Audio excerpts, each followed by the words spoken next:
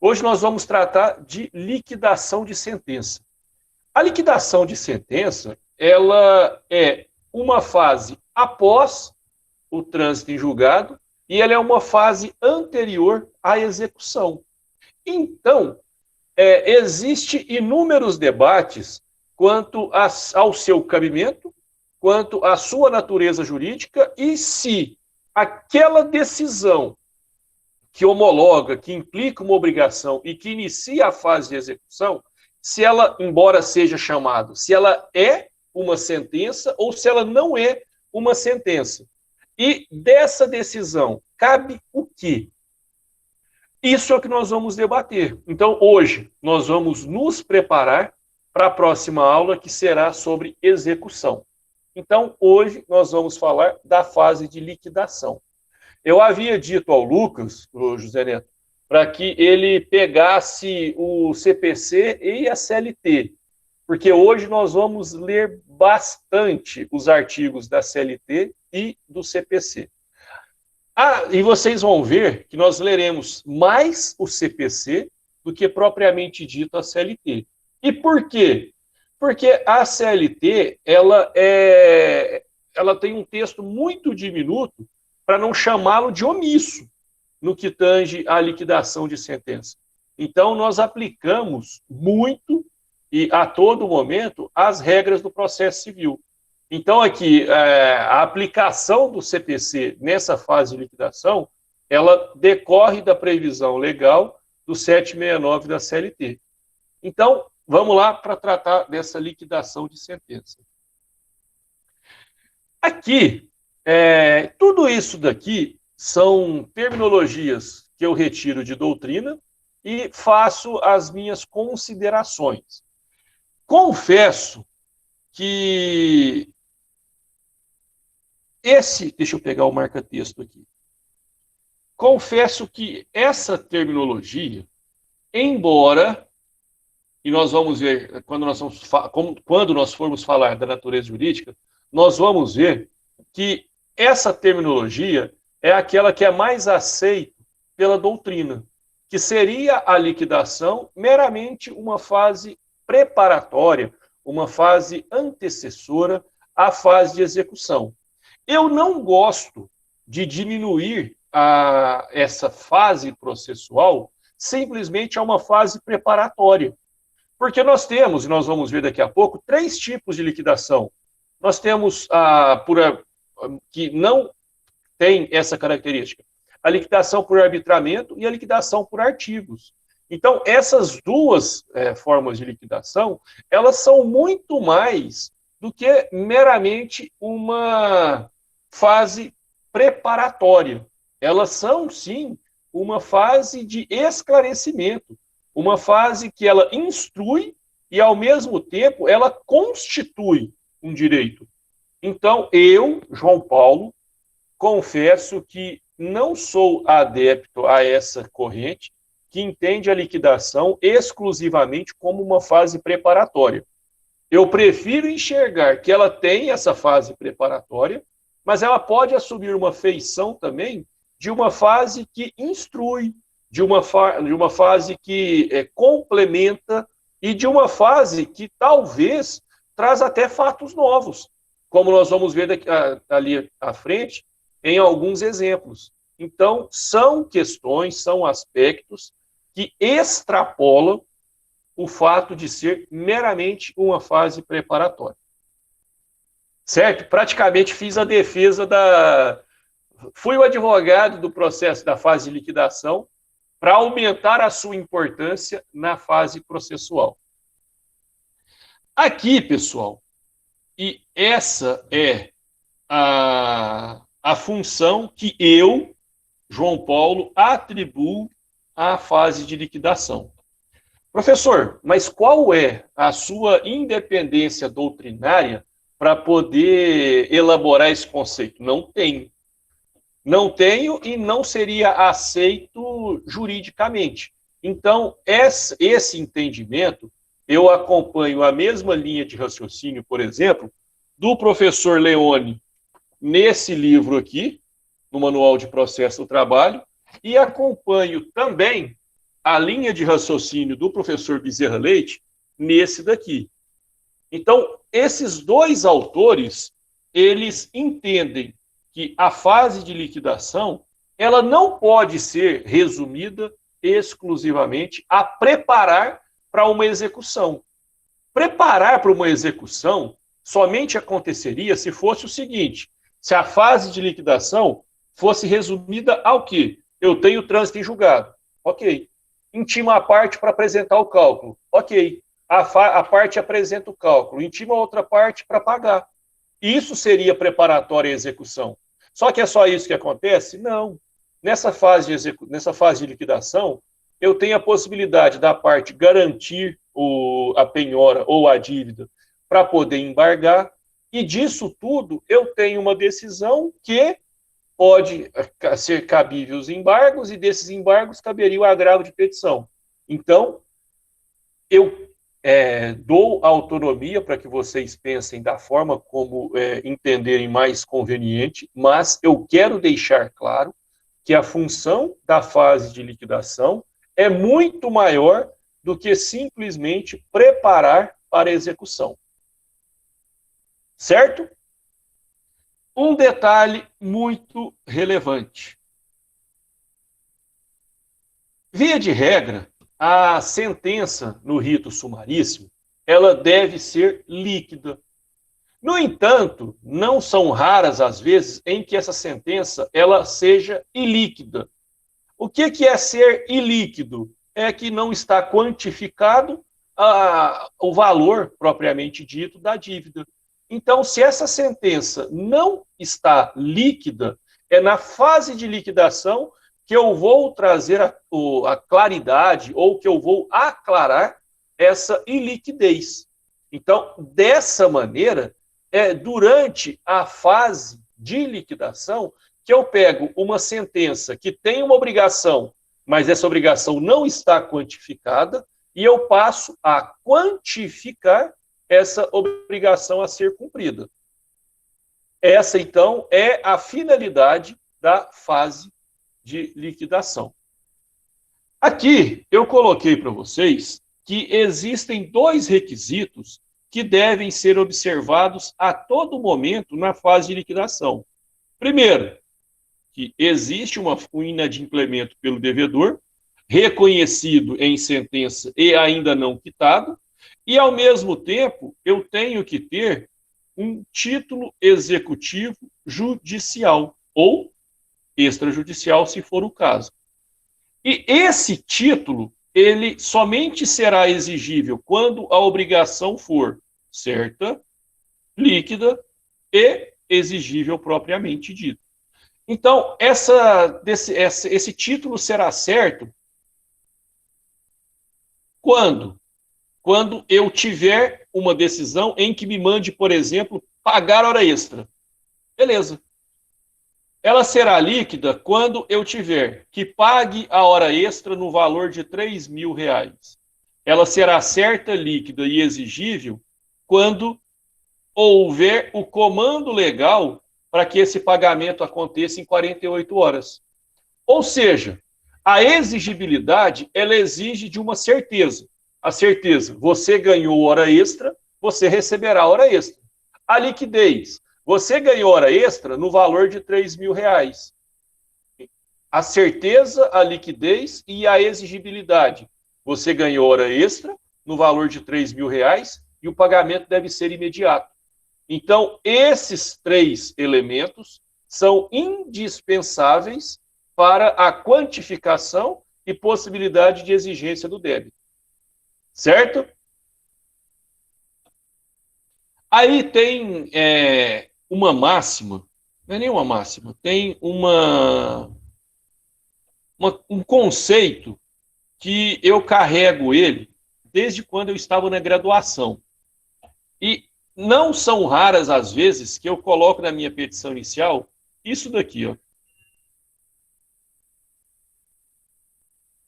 Se eu estivesse em uma aula de pós-graduação e eu quisesse encerrar a fase de liquidação para passar para a fase de sentença, e tivesse uma frase só para resumir, seria isso daqui. Por quê? Porque na sentença eu reconheço aquele direito e automaticamente eu destaco, eu ressalto, eu fixo o débito. Mas esse débito, ele está liquidado? Não.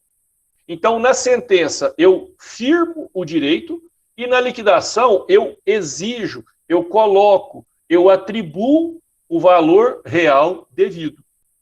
Então, gente, eu quero que vocês prestem atenção nesse sentido, nesse ponto que eu tratei, que eu trouxe para vocês, pela seguinte maneira.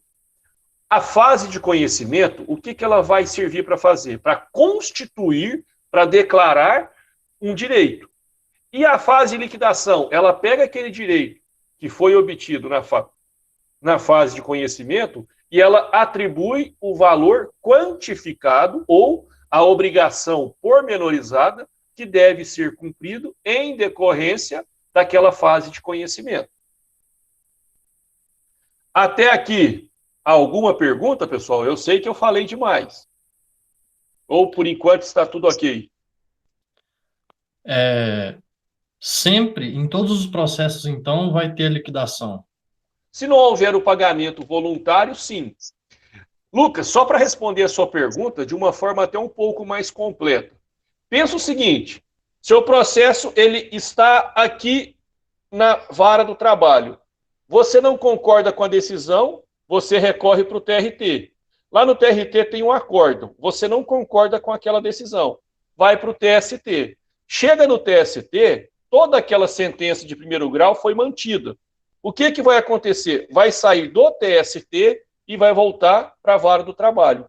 Chegando na vara do trabalho, o que você vai ter que fazer? Você vai ter que atualizar, pelo menos, o valor devido. Então, a fase de liquidação, ela acontece e ela tem que acontecer para quê? Para eu poder quantificar aquela decisão e iniciar a fase de cobrança, a fase de execução. Então, sim, todo o processo que não haja acordo ou que não haja o pagamento voluntário e calculado de forma correta, ele tem que ter a fase de liquidação. Entendi. Mas então é diferente do civil, então.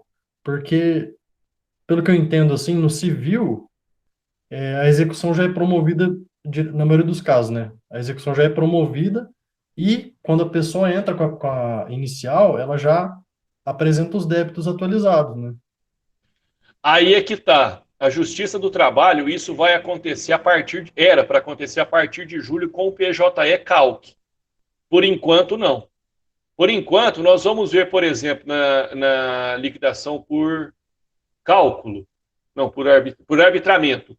Na liquidação por arbitramento, é necessário até a participação de um perito, para ele poder quantificar a obrigação e, a partir daí, para ele primeiro, calcular a obrigação, o comando sentencial, para, a partir daí, quantificar aquela obrigação. Porque nem essa informação tem.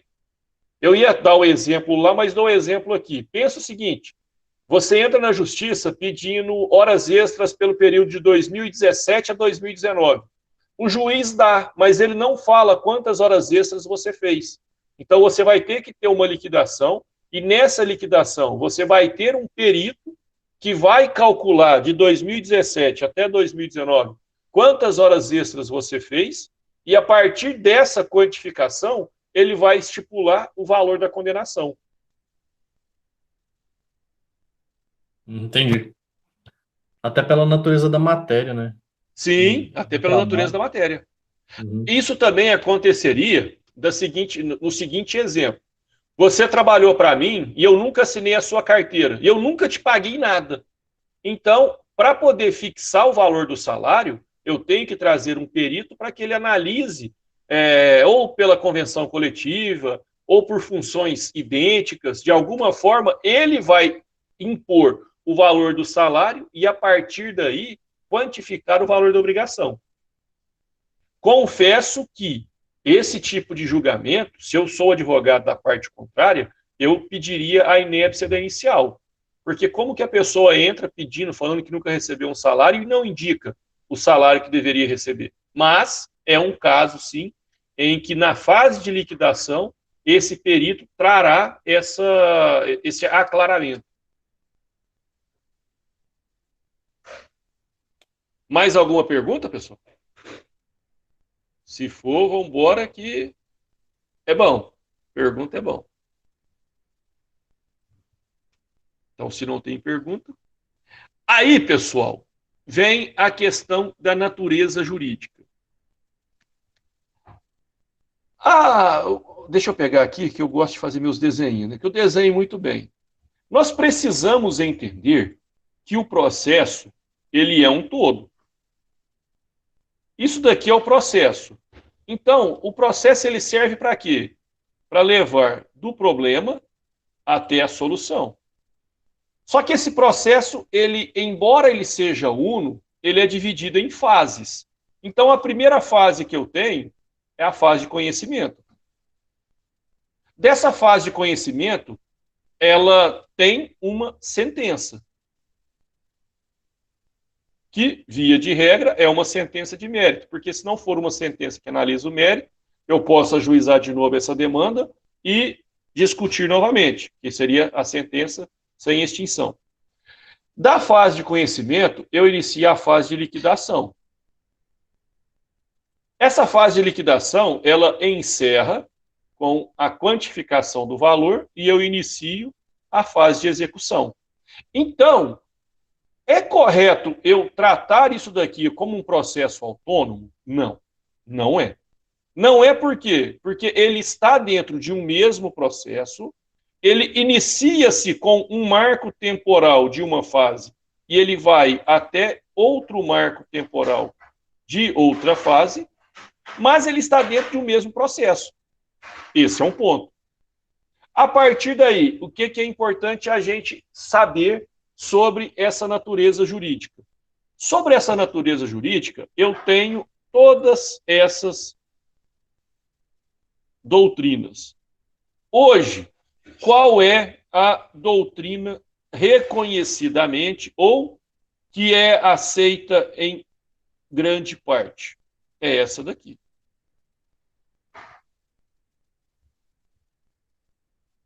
Atualmente, a maioria dos doutrinadores, eles entendem que a liquidação ela é uma fase preliminar ou preparatória à execução. Aqui seria o papel da liquidação exclusivamente preparar o terreno para que na execução a gente resolva tudo. Acho muito pouco essa função. Existem aqueles que entendem tratar-se de uma fase autônoma, em que eu tenho a fase de conhecimento, acabou. Eu tenho a fase de liquidação. Depois dela, acabou. Aí eu tenho a fase de execução. Esse entendimento, ele já nasce com um vício insanável. Eu não mudo o número do processo. Eu não posso criar fatos inovadores. Eu não posso rediscutir a matéria. Portanto, não tem jeito de ser uma ação autônoma. Um procedimento complementar. Aqui também carece de atribuições. Procedimento complementar seria o seguinte: era para ter resolvido tudo na fase de conhecimento, mas não aconteceu. Então, se não aconteceu na fase de conhecimento, essa daqui é só para exaurir, e não é. Por quê? Porque nós temos 3 tipos diferentes de liquidação, e esses 3 tipos diferentes, eles conferem uma natureza maior do que simplesmente complementar. Nós temos o outro entendimento, que é da fase preparatória, que seria uma fase que poderia ser aglutinada pela fase de execução, mas que o legislador, por conta da especificidade, ele optou por deixar em 2 fases distintas, o que eu também não concordo. Há ainda uma parte da doutrina que entende ser uma fase declaratória, em que simplesmente vem e fala deve tanto, também carece de fundamento, carece de atividade. Porque ela não simplesmente declara. Muitas das vezes ela constitui. Então, aquilo que constitui, ainda que eventualmente, já ultrapassa as características da mera declaração. E vem a função que o professor Bezerra Leite, o professor Leone, eles entendem e eu assino embaixo, concordo inteiramente com essa atribuição dada por eles. É uma fase constitutiva e integrativa. Ela é constitutiva por quê? Porque ela indica o quanto devido. E ela é integrativa por quê? Porque ela faz um papel de melhor apresentar ou de melhor interpretar aquela decisão genérica e líquida dada pelo magistrado. Então, sem a fase de liquidação, eu perderia essa quantificação, eu perderia essa constituição de fatos novos e chegaria numa fase de execução capenga. Então, por essas características, é importante a gente ressaltar essa função constitutiva e integrativa. Professor, essa fase constitutiva, integrativa, ela não poderia estar inserida na fase preparatória? Sim. Mas não poderia somente estar resumido. Para agradar a gregos e troianos, eu colocaria uma como complemento ou encerramento, quando não pago, da outra. Era melhor do que ter ou só uma ou só outra. Entendo que seja mais completo essa interpretação aqui. Com relação a esse slide, alguém tem alguma pergunta a fazer? Ou está tudo ok por enquanto?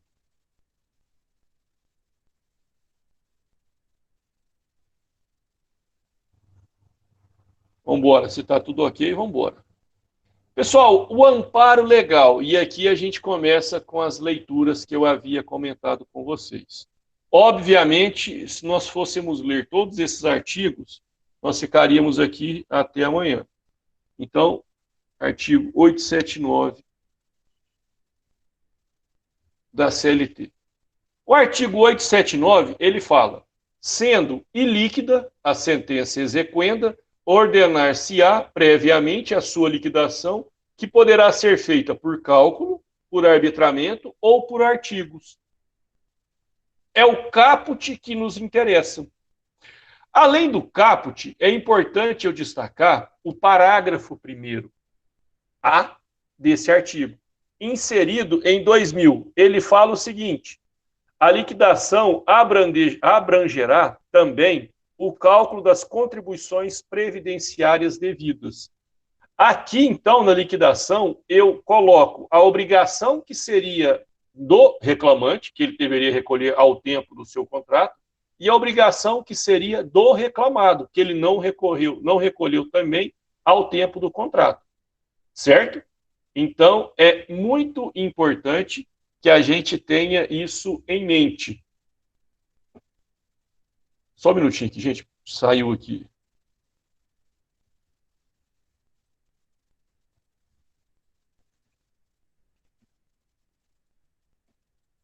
Só um minutinho.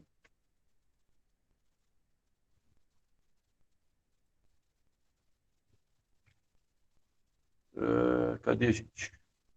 Aqui. O parágrafo 1º, ele ainda fala o seguinte: na liquidação, não se poderá modificar ou inovar a sentença liquidanda, nem discutir matéria pertinente à causa principal. Isso daqui ocorre por quê? Por conta de uma preclusão consumativa. Já acabou a fase de conhecimento. Então, se acabou a fase de conhecimento, automaticamente eu não vou poder retomar uma discussão encerrada. Certo? Vamos agora lá para o CPC, que de fato são os artigos que conduzem essa fase processual. O artigo 509, que é o caput que nos interessa, ele fala o seguinte: Quando a sentença condenar ao pagamento de quantia ilíquida, proceder-se-á à sua liquidação, a requerimento do credor ou do devedor. Aqui, pessoal, tem um comando no final que nós vamos ver que ele é muito comum na Justiça do Trabalho. Então, algum de vocês, porque eu provavelmente vou me esquecer, algum de vocês memorizem isso, por requerimento do credor ou do devedor.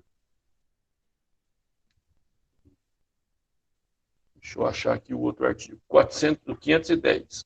O artigo 510 há o seguinte comando: na liquidação por arbitramento, o juiz intimará as partes para a apresentação dos pareceres ou documentos elucidativos no prazo que fixar e, caso não possa decidir de plano, nomeará perito, observando-se no que couber o procedimento da prova pericial.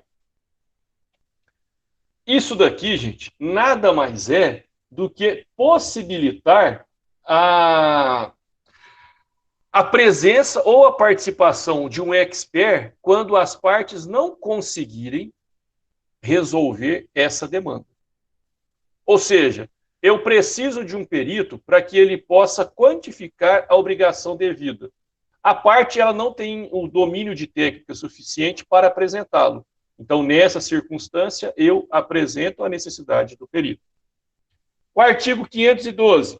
A liquidação poderá ser realizada na pendência de recurso, processando-se em autos apartados do juízo de origem, cumprindo ao liquidante instruir o pedido com cópias das peças processuais pertinentes. Lembra daquela questão do efeito devolutivo dos recursos trabalhistas? Aqui é uma aplicação prática daquilo. Se houver uma coisa julgada, ainda que parcial, dos pedidos formulados, a esse trecho eu já posso iniciar o cumprimento. E o outro artigo que eu gostaria de ler para vocês é o 524. O requerimento previsto no artigo 523 será instruído com demonstrativo discriminado e atualizado do crédito, devendo a petição conter. Aqui, nada mais é que a petição que inicia a execução, ela deve trazer o cálculo atualizado. Porque sem isso, eu não posso iniciar os trâmites para o recebimento. Certo? Disso daqui, alguma pergunta? Ou, por enquanto, está tudo ok?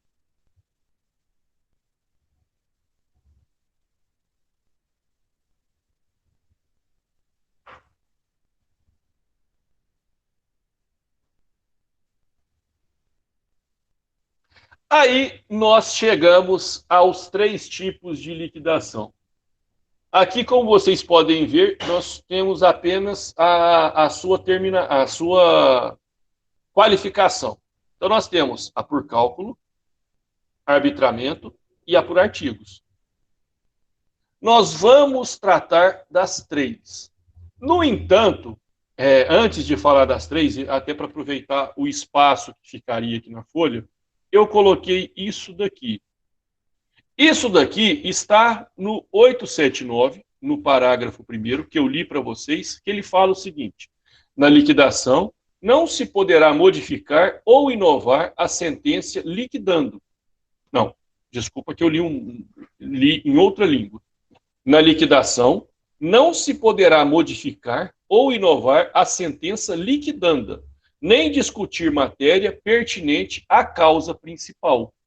Aqui, gente, é o seguinte: na nossa Constituição Federal, existe o respeito à coisa julgada material. Isso confere segurança jurídica. Então, se eu possibilitasse, em fase de liquidação, rediscutir uma matéria julgada, eu simplesmente estaria cuspindo na nossa Constituição Federal e isso não seria coerente com o que se propõe a fazer. Portanto, nessa fase aqui, nós não vamos discutir aquilo que foi tratado em sentença. Professor, mas existe um erro crasso na sentença. Para isso, você tem a ação rescisória. Não é na fase de liquidação que você atenderá essa correção de erros. Nós temos o ITER processual muito bem definido com o que tem e com o que não tem. Então, nessa fase, não é lícito discutir ou inovar a matéria julgada. Pessoal, alguém quer fazer alguma consideração antes da gente falar das 3 hipóteses? Ou podemos ir? Professor, Oi? uma colocação aqui só para me entender. Pode parecer até meio boba, De jamais. mas o processo tá correndo. A gente, enquanto está discutindo o mérito, ele vai subindo, subindo, subindo. Entrou Isso. na fase da liquidação, ele vai voltar para o TRT, e Não. aí, não, Ele só volta. Vamos pensar naquele triângulo. Nós sim, temos a vara do trabalho, nós temos o TRT e nós temos o TST. TRT. E nós temos o TST. Se esse processo nasceu aqui, a liquidação vai ser aqui. Se esse processo nasceu aqui, aí a liquidação será aqui. Então, a liquidação será no grau originário daquele processo. Pegando um processo aqui que nasceu na vara do trabalho, nós teremos a sentença, da sentença um recurso ordinário, do recurso ordinário nós teremos o recurso de revista. Transitou em julgado, o TST determina a remessa dele para a vara do trabalho. Trabalho Aí, novamente. aqui nós iniciamos a liquidação. E nessa fase, conforme está escrito lá no 879 da CLT, nós não iremos discutir isso daqui. Porque essa fase já era. Aqui o que nós vamos fazer? Vamos pegar o comando sentencial e vamos atribuir a ele um valor para a sua obrigação. É o advogado da parte interessada que vai fazer esse cálculo, de acordo Você com o que já foi julgado. Você já está pedindo spoiler, mas eu não vou te deixar sem resposta. É exatamente isso. Vocês Ah, viram que lá no 524 ele fala que o requerimento. Não, cadê? Não, não é o 512 que fala que vai ser feito a requerimento do credor ou do devedor. Agora não vou lembrar. Eu li aqui, eu sou péssimo para lembrar artigo do CPC, que será feito pelo devedor ou pelo credor. Na Justiça do Trabalho, é obrigação do credor iniciar essa fase do processo. Ela não mais será de ofício para a parte que tem advogado constituído. Então, muito raramente, o advogado do devedor vai dar início a essa fase de liquidação, porque ele não tem interesse. Quanto mais ele atrasar, ainda corre-se o risco de passar os 2 anos e ele não ter que pagar mais nada. Então, quem dá início no processo trabalhista é essa fase? O advogado do credor. Como? Apresentando seus cálculos,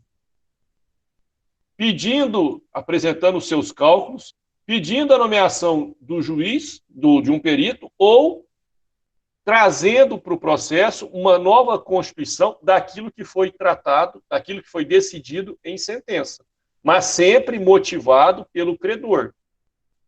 Professor, é errado o advogado do devedor iniciar a fase de liquidação? Não. De maneira nenhuma seria errado, só não é usual. Eu respondi o que você me perguntou ou eu viajei demais e não falei nada com nada? não, respondeu exatamente a minha dúvida. Terminou de julgar o mérito, volta para o juízo Originário. originário, inicia-se a fase de liquidação com o advogado da parte interessada apresentando os cálculos. Exatamente. Ou, se Beleza. não for possível apresentar o cálculo, ele fazendo a solicitação para o magistrado para que ele designe um perito ou que ele dê início à fase de liquidação, mas sempre motivado pelo advogado da parte interessada. Entendi, exatamente. Obrigado, professor. A primeira e a mais comum de todas. A primeira e a mais comum de todas. A liquidação por cálculo. A liquidação por cálculo funciona da seguinte maneira.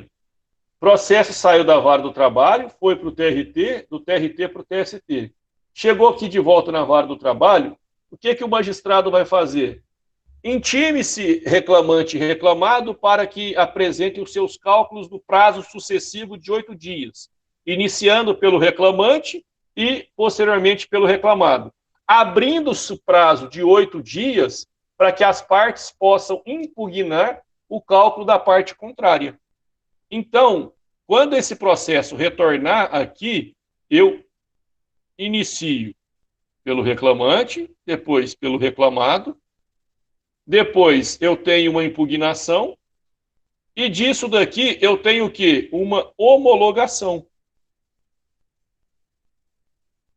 Eu já disse para vocês, eu expliquei assim para vocês, a regra que vem sendo aplicado atualmente no processo do trabalho. Porque nós temos uma outra regra, que sem impugnação, sem qualquer tipo de ato preparatório, o juiz já manda bloquear, penhorar os bens do devedor para poder fazer o pagamento. Mas, via de regra, a liquidação por cálculo, ela percorre esse caminho. Então, a liquidação por cálculo, ela, de fato, tem sido a forma mais utilizada pela Justiça do Trabalho. Inicia-se com a apresentação de cálculo pelo credor e ele tem que trazer uma memória de cálculo.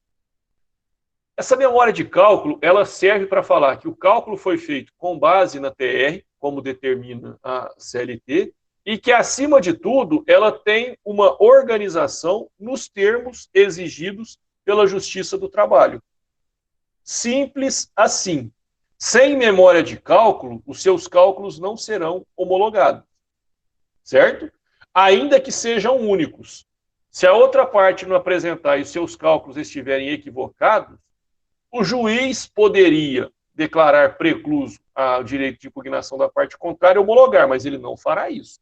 Ele vai remeter à seção de liquidação judicial, que é um departamento dentro da própria Justiça do Trabalho, para que ela apresente os cálculos que serão homologados.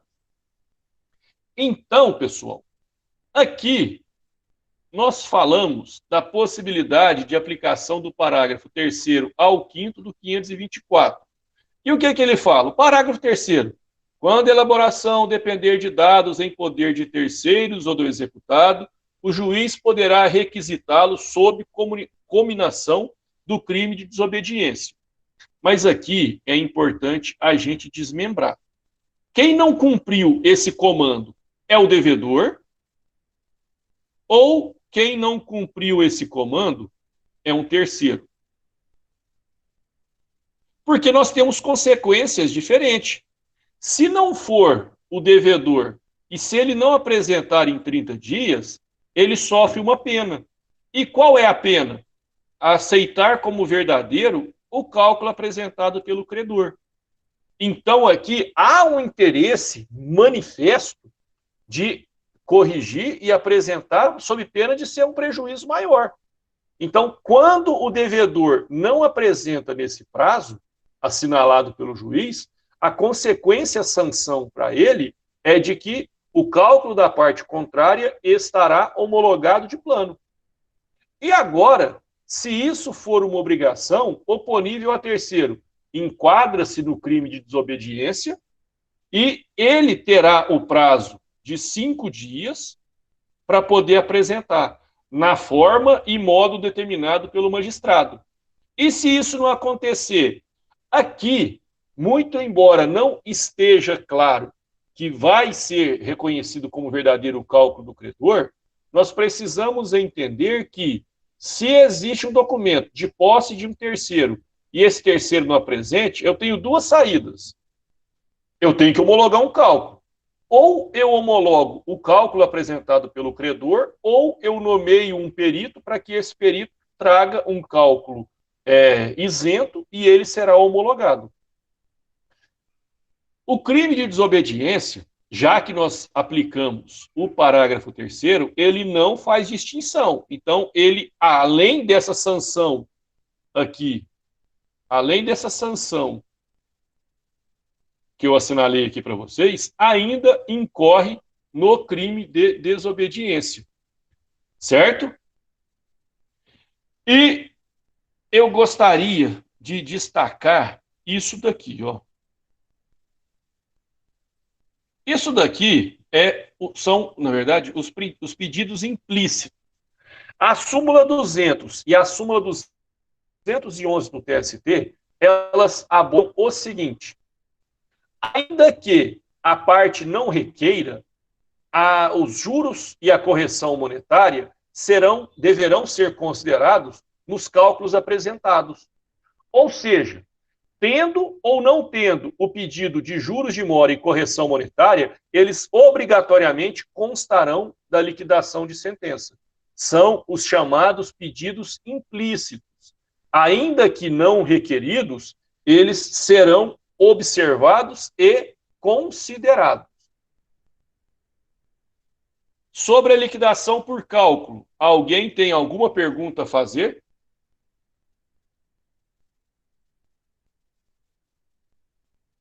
Liquidação de cálculo, alguém?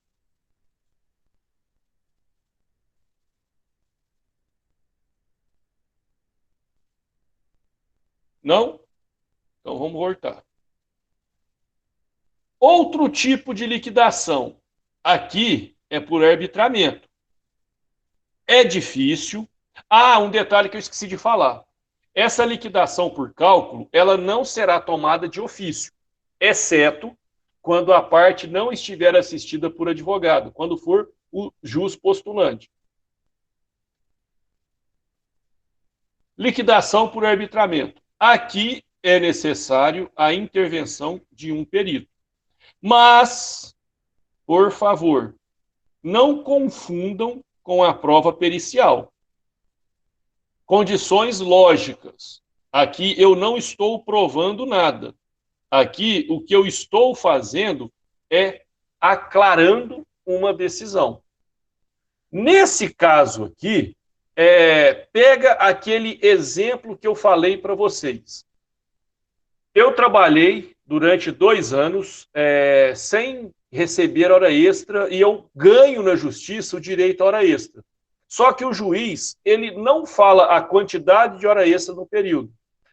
Ele precisa nomear, então, um perito para que ele calcule as horas extras que eu fiz ao longo do meu contrato e que seja aplicado esse cálculo quer dizer, que seja reconhecida essas horas extras para, a partir daí, considerar no cálculo do valor que eu tenho a receber. Se fosse uma prova pericial, o que o juiz estaria fazendo era formar o seu convencimento. Mas o convencimento já está tomado. Teve hora extra. Só que eu não sei quantas e quanto eu devo pagar. Nomeio um perito para quantificar as horas extras e, posteriormente, quantificar a obrigação. Por isso, é uma hipótese muito restrita. Nesses anos de advocacia, eu nunca tive uma liquidação por arbitramento. Nunca foi necessário, dada a condição de liquidez das sentenças do procedimento sumaríssimo e da clareza na decisão que não necessita de uma nomeação pericial. Então, a sentença por arbitramento, a liquidação por arbitramento, ou ela estará prevista em sentença, que é esse caso do exemplo que eu dei, ela será convencionada pelas partes para que seja isento. Eu não concordo com da parte contrária, a parte contrária não concorda com o meu, chamamos um terceiro que não tem relação com ninguém para poder fazê-lo. E quando o objeto da ação exigir que essa liquidação seja por arbitramento. Esse exemplo seria o caso daquele empregado que trabalhou por tanto tempo e nunca recebeu salário. Então, nessa circunstância, não basta eu falar quanto que eu deveria ganhar. O magistrado, ele vai designar um perito para que ele quantifique a remuneração e, quantificada a remuneração, que ele possa quantificar a obrigação. Aqui, quando eu falo observância ao parágrafo 6º, Tratando-se de cálculo de liquidação complexos, o juiz poderá nomear perito para elaboração e fixará, depois da conclusão do trabalho, o valor dos respectivos honorários, com observância, entre outros, dos critérios de razoabilidade e proporcionalidade. Mero comando processual. E também a questão de que os cálculos eles considerarão segundo a TR, que é a taxa referencial emitida pelo Banco do Brasil. Da liquidação por arbitramento, alguém tem alguma pergunta a fazer? Não? Não mesmo?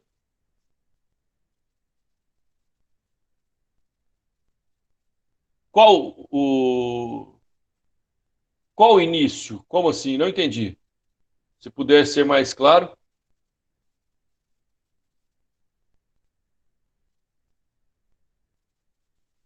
Essa parte aqui, pela liquidação de arbitramento, pela liquidação por arbitramento, eu obrigatoriamente tenho que ter designado um perito para fazê-lo.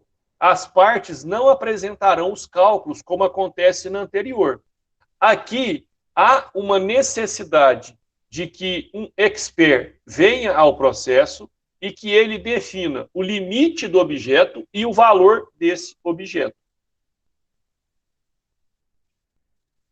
Eu expliquei a sua dúvida ou ainda permanece? As partes não apresentam por conta da complexidade, porque aqui não é simplesmente um cálculo. Aqui eu tenho que tornar claro uma obrigação e a partir daí eu consigo quantificar essa obrigação. É o exemplo da hora extra, é o exemplo do salário. Então, o exemplo que eu dei é o seguinte: você trabalhou por 2 anos fazendo hora extra e não recebendo hora extra. O magistrado, na sentença, ele não fixou a quantidade de hora extra. Ele simplesmente apresentou o seguinte, que você fez 2 horas extras a segunda, 1 hora extra na terça, 2 horas na quarta, 5 horas na sexta e 2 horas no sábado. Ele não fixou a quantidade de horas extras que você fez ao longo do trabalho. Ele condenou a parte contrária ao pagamento das horas extras. Chegou na fase de liquidação, é um cálculo complexo. E é um cálculo complexo por quê? Porque eu preciso, primeiro, quantificar o número de horas extras, a partir daí, apresentar o percentual, se é 50%, se é 100%, e para depois monetizar o valor devido a título de hora extra. Então, nessa circunstância, é um cálculo complexo que não será apresentado pela parte. Nesse caso, haverá a nomeação de um perito e esse perito é quem vai determinar o quanto devido pela parte derrotada. Ô, professor, vou ligar o microfone que é melhor, é o divino. Mas, vamos supor, quando o senhor vai entrar com uma ação nesse caso aí, o cara chega ao senhor e fala assim, eu trabalhei 2 anos e eu fiz 2 horas extras por dia, correto? Sim. Aí o senhor já sabia o salário que ele recebia, quanto porcentagem que essa hora extra daria, não já sabia desse fato? Sim. E por que o advogado não faz essa conta? Se ele já tem... Mas nessa conta de 2 horas diária, aí você já consegue fazer, você já sai até com ela quantificada. Mas esse exemplo que eu dei é uma quantidade variável, turnos variáveis, salários variáveis, períodos variáveis. Aí, no caso, então, o cliente não sabe quantas horas que ele fez. Ele sabe que fez hora extra durante 2 anos, mas aí quem tem que provar quantas horas ele deixou de fazer ou não seria a empresa. Sim, vou dar um exemplo talvez mais claro. Pensa um operador de máquina que tinha direito à insalubridade com a adoção da medida provisória, não é medida provisória, da instrução normativa do Ministério do Trabalho, aquele seu nível de vibração, ele deixou de ser passível de insalubridade. Se houver uma decisão em que parte do período tenha e parte do período não tenha, eu preciso nomear um perito para que ele meça a vibração em tal período e possa apresentar qual é o período que ele tem direito à insalubridade e qual é o período que ele não tem direito. E a partir daí quantificar essa obrigação. Não, entendi. Mas é igual Entendeu mesmo? o está falando aqui, só para o contador. A empresa não teria essa conta já feita desde o início? Vamos supor, Mas pensa o seguinte, se eu entrar com uma se a ação, empresa... a empresa vai provar, fala assim, ó, eu tenho X horas, como que o cliente meu vai provar que ele fez mais de X horas? Aí é questão de prova documental, prova pericial, prova documental, prova testemunhal. Ah, complicado, né? E pensa o seguinte, se a empresa já tem, por que ela não pagou? Então, via de regra, ela não tem. A bem da verdade é essa. Ou se ela tem, não está informado. Mas eu concordo com o Gabriel, que no final das contas, quem vai ter que impugnar é a contabilidade da empresa. Mas tipo assim, se o cara, a empresa também é meio burra, né? Se ela já tem um cálculo, ela não apresenta, ela vai tomar ferro, né? Com certeza. Mas sabe que essa questão da insalubridade, eu tive um processo em que eram 5 reclamantes que trabalhavam na mesma função em períodos diferentes. Durante o processo, foi feita uma perícia para medir a insalubridade. Ok, foi feita a perícia, o engenheiro de segurança, ele falou o período em que tinha e o período que não tinha insalubridade, show de bola. No final, na hora da sentença, o magistrado, ele poderia ter falado, esse processo, ao final, irá para o arbitramento, seria a minha primeira liquidação por arbitramento, e eu acho que seria o mais correto, só que, do contrário, o que ele fez? Para as partes apresentarem os cálculos. Eu acho que o magistrado, ele cometeu um engano, porque as partes, elas deveriam no meu caso, os meus clientes, eles contrataram um contador para que o contador apresentasse o cálculo. A empresa fez a mesma coisa. E sabe o que aconteceu? Apresentou o meu, apresentou o da empresa, teve que nomear um perito para o perito falar qual dos 2 cálculos estava correto. Nossa. Quando isso acontece, é porque, obrigatoriamente, o magistrado deveria ter seguido por arbitramento, porque era um cálculo complexo. Eu entendi. O juiz aí foi meio... Ele deve ter errado mesmo, porque não tinha lógica. Se eu contratou um cara e o outro contratou outro contador, vai dar diferente. Não, eu nem digo por isso. Eu nem digo... Eram 5 reclamantes. Uhum. Esses 5 reclamantes, por exemplo, vamos colocar, esse aqui tem 2 meses em 2014.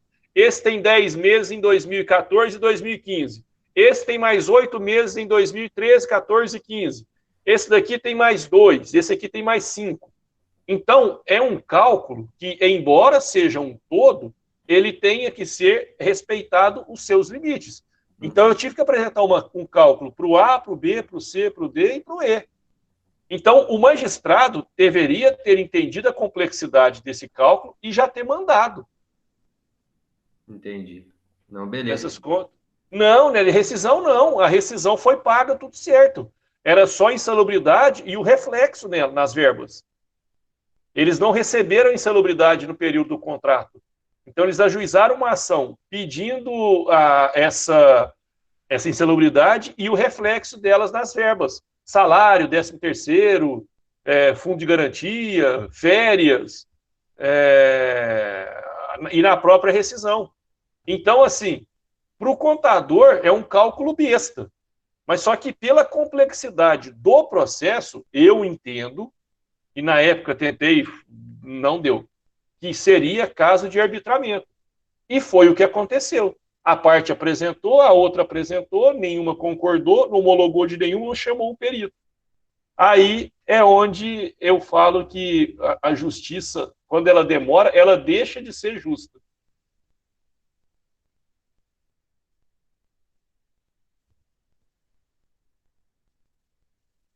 Ah, não, mas isso tem demais, Gabriel. Não sei se você vai enveredar para o caminho da advocacia trabalhista.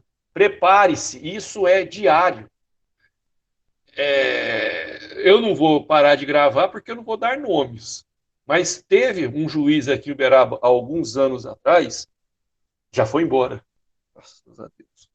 Esse juiz, ele chegava ao ponto de olhar para o seu cliente, no momento da homologação de cálculo, lá na execução, olhar para o seu cliente e falar assim, eu acho que seu advogado aqui ele não considerou os cálculos todos, não.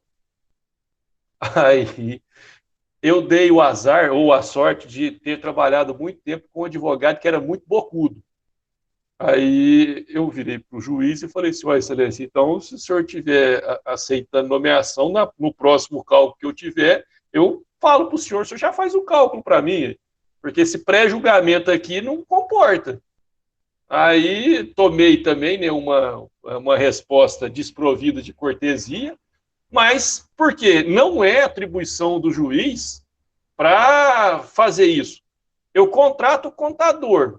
E ainda bem que, nesse caso, o contador era do próprio cara, era parente dele. Que eu tenho a minha contabilidade, que faz as minhas contas, faz tudo e passa para o cliente. Custa tanto. Se você não quiser, então faça com o seu colega lá que vai dar tudo certo. Aí, nesse caso, o que aconteceu? O cara fez, levou, o cálculo estava perfeito.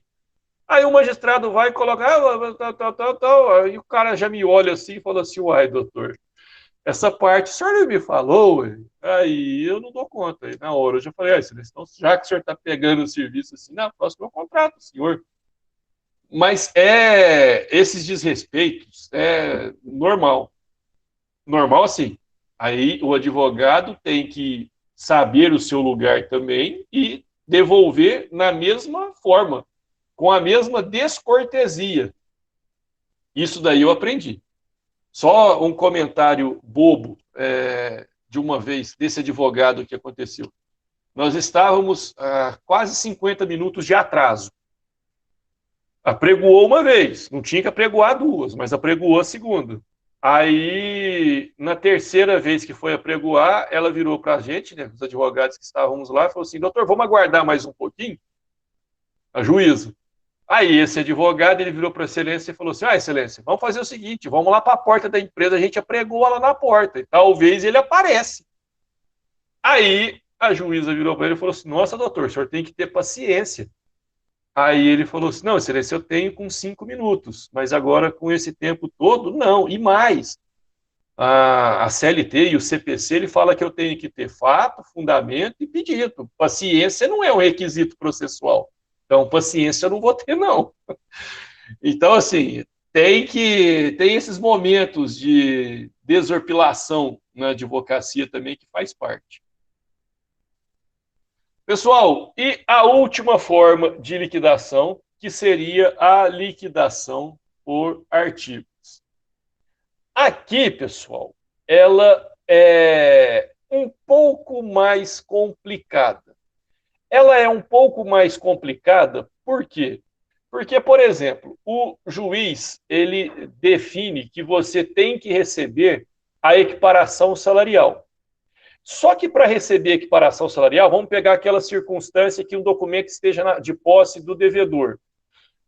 Você vai ter a equiparação salarial, só que, no entanto, você precisa de um documento que está com a empresa que ela não trouxe para o processo. Então, nesse caso, eu vou ter que provar, mediante esse documento que a empresa vai trazer, que o meu paradigma, ele recebia R$5.000, enquanto eu recebia 2. Então, essa informação não tinha no processo. No processo ficou claro o direito à equiparação.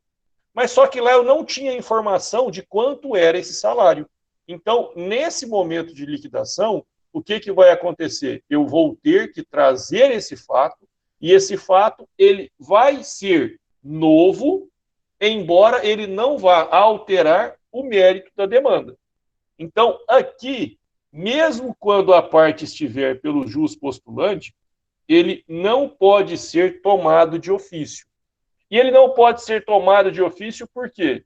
Porque senão a justiça ela sairia do seu estado de inércia e ela tomaria uma função ativa, a qual ela não detém.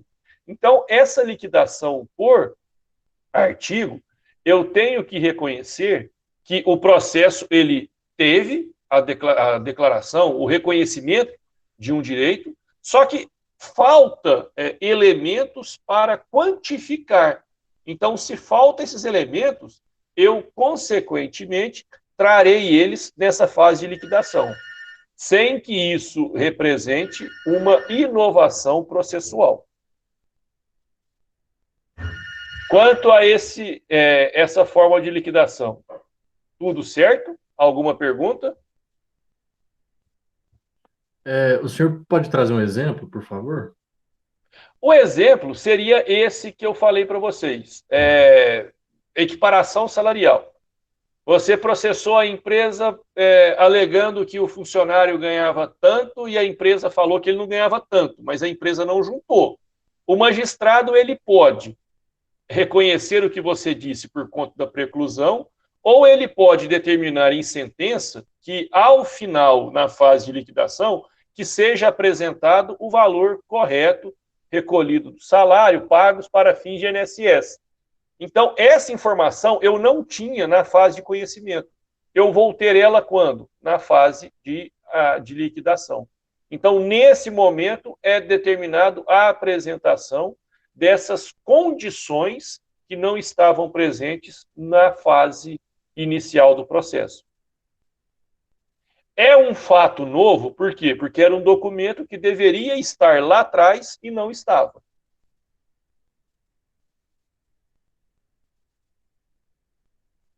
Isso é confuso, hein? Nossa, essa última liquidação é confusa pra caramba, meu Deus. Mas eu vou te falar que eu acho muito mais confusa a por arbitramento. A por artigo, não. A por artigo, eu tenho uma obrigação. Essa obrigação não está quantificada e não é um caso de um perito declarar, então é só eu trazer algo que deveria estar no processo e não esteve. Eu acho. Pode falar. Então basicamente como se fosse um erro das partes, entre aspas, né? Erro. Não, erro é uma palavra pesada, não é um erro. Não entendo como erro. Deixa eu pensar aqui um outro exemplo que talvez fique com menos cara de erro.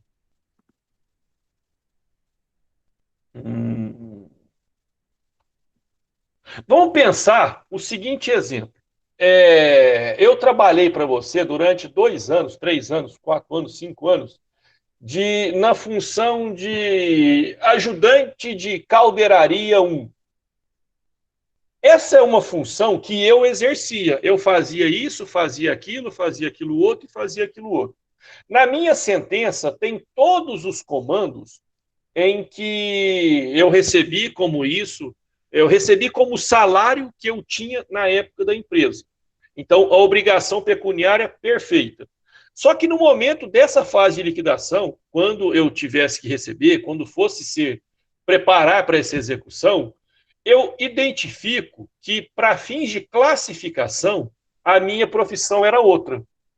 Eu reconheci, eu tive o direito reconhecido, só que no momento da liquidação tem uma possibilidade de alterar aquilo que foi decidido, sem mudar o mérito. Ao invés de ser ajudante de caldeiraria 1, seria ajudante de caldeiraria 3. Mas o salário é o que eu recebia, mantém tudo igual. Isso daqui é algo que pode, na fase de liquidação, ser alterado. Porque a partir daí vai surgir uma obrigação da empresa anotar a minha CTPS na função correta. Então, não é propriamente um erro. Pode ser um fato que, no momento da instauração do processo, ele não era de conhecimento das partes. Ah, sim, agora ficou bem mais claro. Não é um erro, porque o erro aplica-se à preclusão. Sim. Beleza. Entendi, professor. E, pessoal, agora nós chegamos à impugnação propriamente dita. E essa impugnação propriamente dita, nós temos ela em 2 caminhos. Nós temos essa forma aqui, que ela está em vias de desuso. Por quê? Porque aqui Desculpa. Essa daqui é a forma que está em uso. Eu tenho a fixação da obrigação a ser cumprida. A partir daqui, eu tenho a possibilidade de apresentar a defesa. A defesa do quê? A defesa quanto aos antes de que aconteça a constrição de bens. Não, gente. Não. Estou viajando. Deixa eu recapitular tudo aqui de novo. Vamos reiniciar. Aqui no meu computador está invertido do que está aparecendo na tela para vocês. Eu estou lendo a forma tradicional. Deixa eu colocar aqui. Por essa daqui, eu tenho o seguinte caminho. Vamos pensar o seguinte. Eu tenho uma sentença ilíquida. A partir daí, o que o magistrado ele vai fazer? O magistrado ele vai intimar as partes para que elas apresentem o cálculo. Dessa apresentação de cálculo, ele vai homologar, ou seja, aqui eu não tenho o espaço para a impugnação dos cálculos apresentados. E homologado, o que o magistrado faz? Ele dá o prazo de 48 horas para que a parte ela garanta a execução e, a partir dessa garantia, ela pode ter essas possibilidades. Se fizer o pagamento, concordei, acabou, encerrou o processo. Agora, eu garanti via depósito. Se eu garantir via depósito, o que eu vou poder fazer? Eu vou poder apresentar os embargos. Desses embargos, eu tenho uma decisão. Dessa decisão, eu posso atacar via agravo de petição. A mesma coisa vai acontecer quando eu garantir indicando bens suficientes à penhora. Então, nessa hipótese aqui, eu só vou poder impugnar esses cálculos apresentados quando eu garantir a execução. Até que eu garanta essa execução, eu não vou poder impugnar os cálculos que foram homologados. Essa forma tradicional, ela de fato está em desuso, porque a forma moderna, a forma habitual, é a do 879, parágrafo 2º.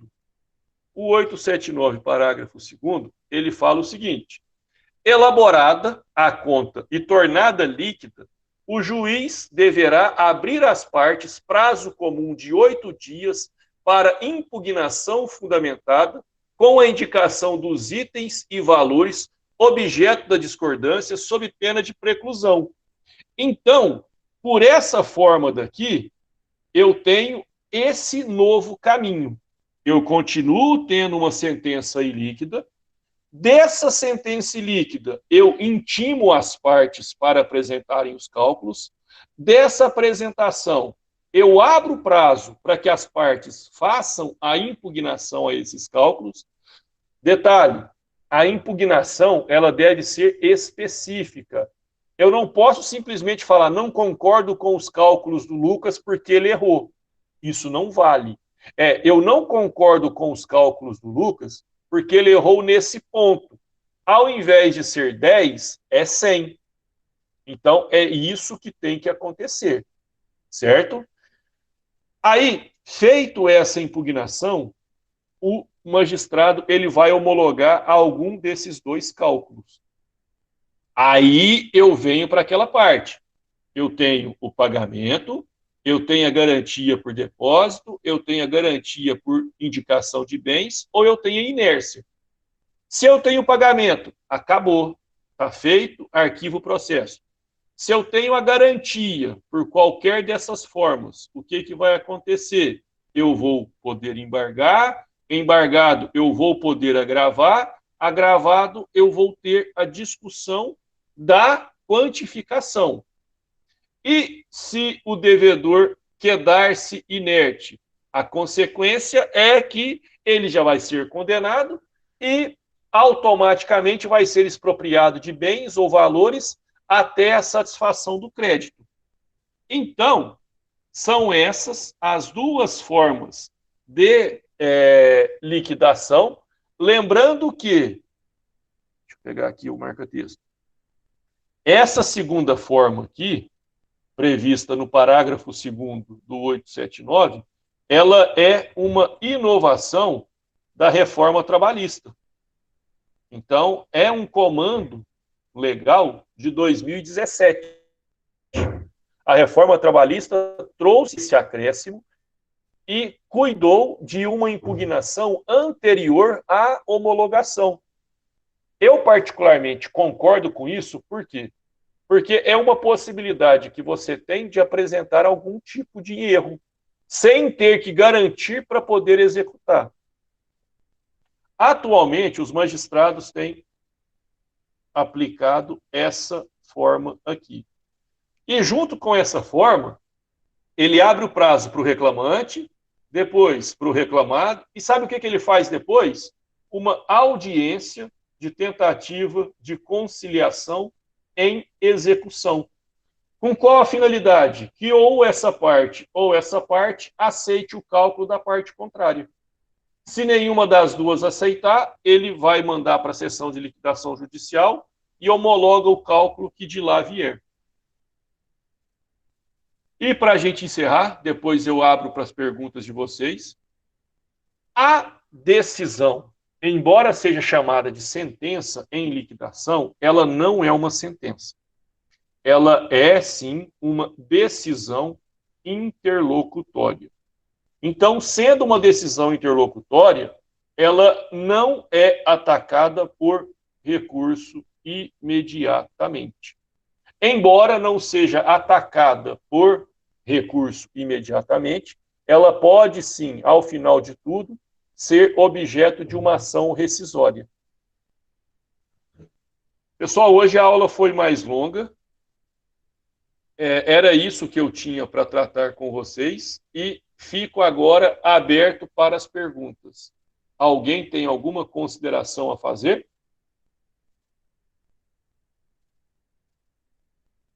Eu só ia te perguntar uma coisa, só que você já Até 3 respondeu. coisas eu deixo. Mas é só para confirmar aqui. Na forma do artigo 879, parágrafo 2º, na forma de Certo. impugnação, que é posterior, aliás, que é anterior à homologação pela sentença, Sim. não é necessária a garantia, né, para Não. você impugnar. Não. Então beleza. A garantia, eu só exijo ela para poder embargar. Aí você lembra quando a gente estudou embargos de execução, o agravo de petição? Eu só posso ter o agravo, eu só posso ter os embargos se garantido a execução. Senão, falta-lhe pressuposto de admissibilidade. Uhum. Isso aí. Mais alguma pergunta, pessoal? Que o Lucas só fez uma, eu falei que pode até 3.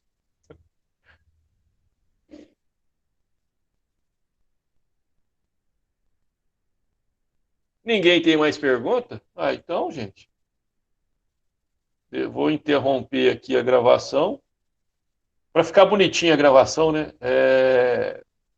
Uma excelente noite a todos vocês. Muito obrigado pela presença desse público fiel, desses alunos que faça chuva, faça sol, com ou sem internet, que estão aqui sempre presentes. Muito obrigado e, precisando de alguma coisa, podem contar comigo.